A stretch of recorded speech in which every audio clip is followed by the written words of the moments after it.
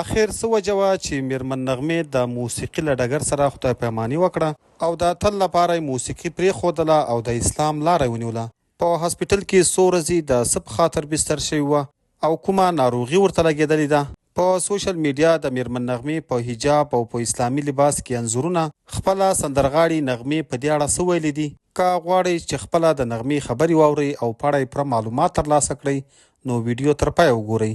میرمن نغمه زموږ او ستاسو د ګران هیواد او لوی کور افغانستان تر ټولو ښکلي، ښایسته او د ښکلي اواز لرونکي سندرغاړې ده چې 40 کاله د افغانستان او پښتو میوزیک ته خدمت کړی دی. پښتانه ځوانان او بیا په تیره د ډېر عمر لرونکي پښتانه هم د دغه ښکلي سندرغاړې سندرې په ډېر شوق اوري.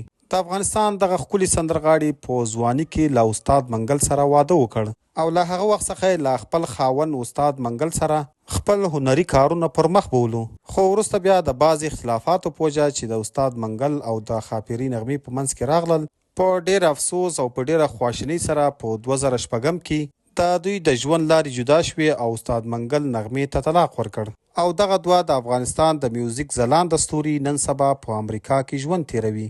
چې نغمې په امریکا کې له بل سړي سره واده وکړ او تر اوسه یې له هغه سړي څخه کوم اولاد نشته. یاد دې وي چې د نغمې او استاد منګل یوه لور د افغانستان د میوزیک یو بل ځلاندې ستوري شفیق مورید ته ورکړې ده.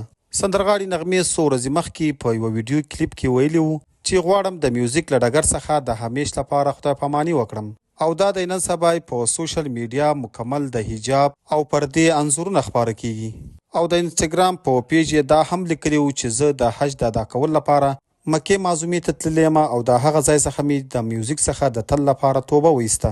په هر حال د نغمې دغه نیک اقدام ته موږ ټول هرکلی وایو. قدرمن دوستانو، تاسو د نغمې د دغه عمل او دغه اقدام په اړه څه نظر لرئ؟ نظر مو را سره په کمنټ کې ضرور شریک کړئ او د نورو داسې تازه او معلوماتي ویډیوګانو لپاره پښتون ټایم یوټیوب چینل همدا اوس سبسکرایب کړئ.